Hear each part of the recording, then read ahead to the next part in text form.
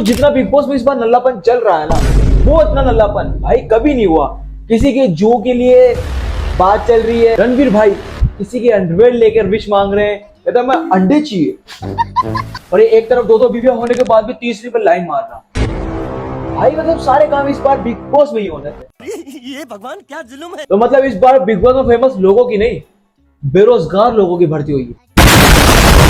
तो भाई साहब जिसका पास जो कोई काम नहीं है ना, अरे इन्हें इन्फ्लुएंसर को छोड़कर, वरना जो एक्टर है वो तो इसीलिए आए क्योंकि पास कोई काम नहीं है, और इन्फ्लुएंसर इसलिए गए हैं क्योंकि उनके पास कोई कंटेंट नहीं है।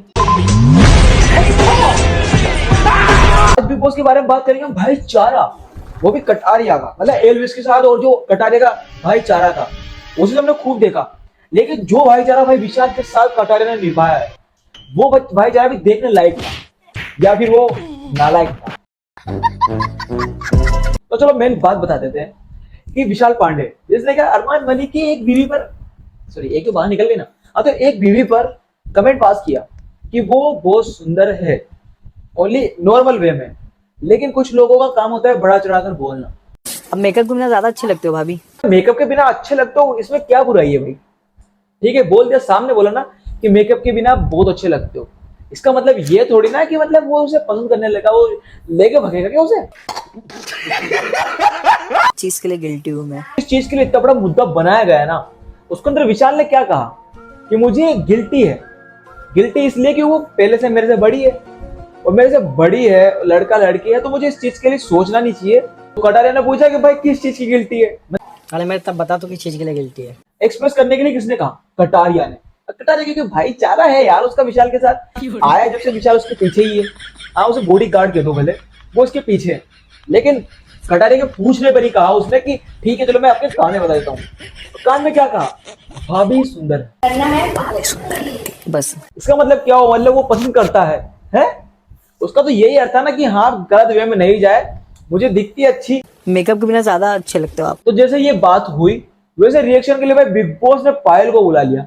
मतलब क्या है भाई, पहले 3 दिन तुम अंदर आ गए, फिर एक बाहर चली गई, और फिर वो उस बात को डिफाइन करने के लिए फिर उसको अंदर बुला लिया। मतलब बिग बॉस चल रहा है या फिर ये सूअरों का झुंड? तो मतलब बार बार आ रहे हैं, बुला रहे हैं। अरे बस कर भाई। तो बिग बॉस में भाई पायल आया, उसने कहा कि क्या कर रहा है भाई, क्या कर रहा है तूने क्या कहा उस समय? आपने बोला कि मैं गिल्टी हूँ। आई जी पहले तो खुद सही चीज देख कर आइए। विशाल ने तो कहा ही नहीं कि भाभी मुझे पसंद है, मैं पसंद करता हूँ, मैं ये चीज तो उसने बोली नहीं। तो पहले या तो बात ढंग से सुनकर आइए, या फिर रोने वाले काम मत कीजिए कि बाहर आ रही कह रहे मैं अपनी फैमिली के लिए भी फिर है ना स्टैंड नहीं तो किसके लिए स्टैंड लूंगी।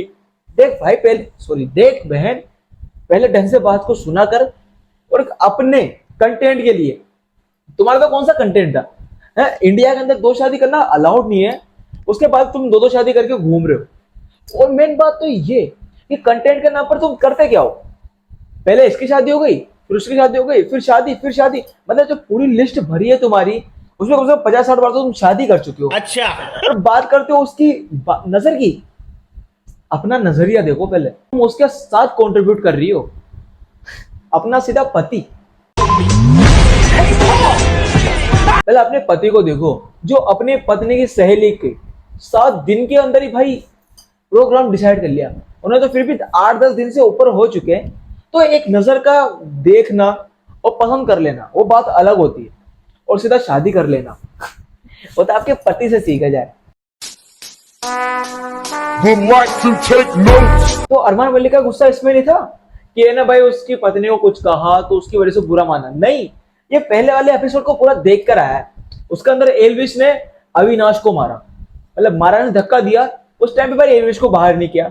उसके बाद सेकेंड सीजन में अभिषेक ने समर्थ को मार दिया। तो भाई साहब वाह, क्या जय कार लगी अभिषेक की। मतलब इसी कारण उसने सोचा कि अब मैं चाटा मार देता हूँ, थोड़ा बन ही रहा है, मुझे बिग बॉस वाला बाहर निकाल नहीं सकता क्योंकि मेरे फैमिली मैटर पर बात आई। तो उन्होंने सोचा चलो मार लेता हूँ, वरना इतना एग्रेसिव कहाँ था। पहले जब इतनी देर पहले बाहर निकल के इतनी देर बातें कर ली, उसके बाद एग्रेसिव हो रहा है। ये एग्रेसिव नहीं, ये तो भाई बना बनाया कंटेंट है, जो तो भाई अरमान मलिक पहले से बहुत तरीके से जानता है।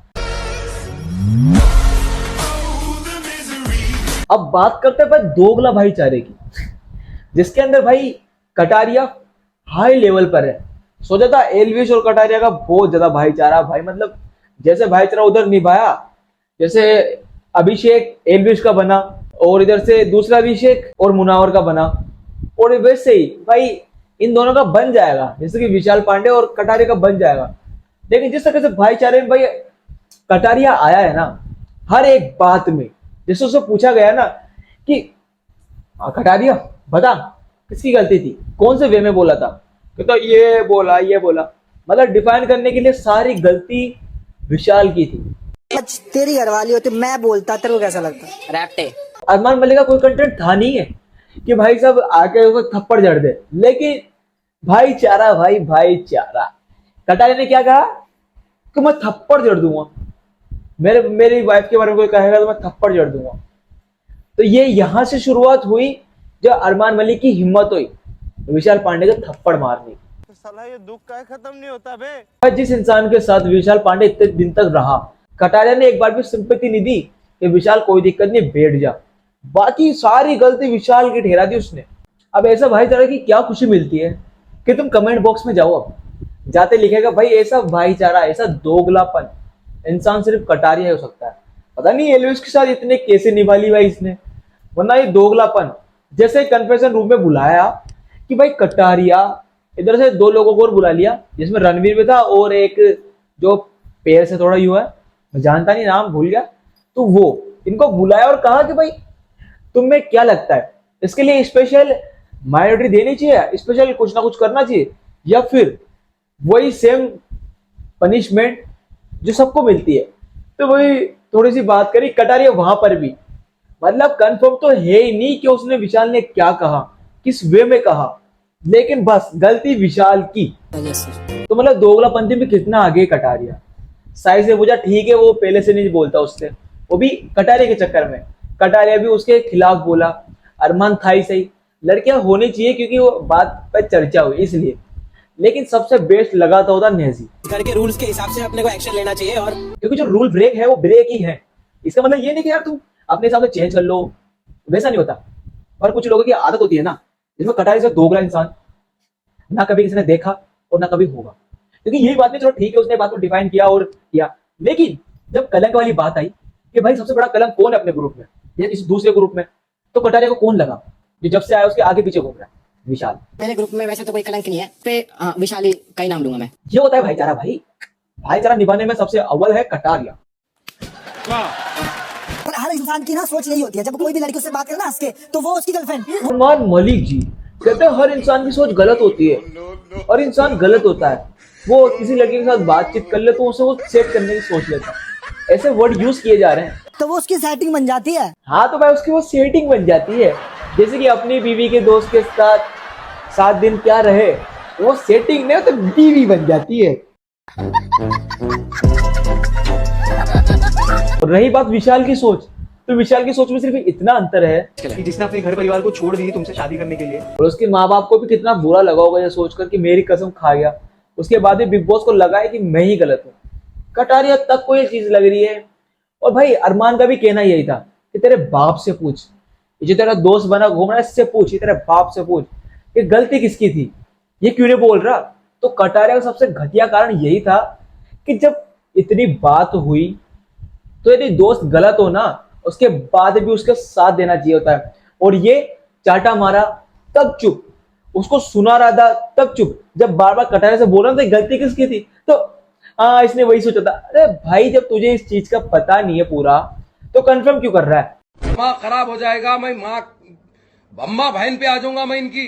सो गाइस इस वीडियो को यही खत्म करते हैं, और चाहूंगा आप विशाल को सपोर्ट करें।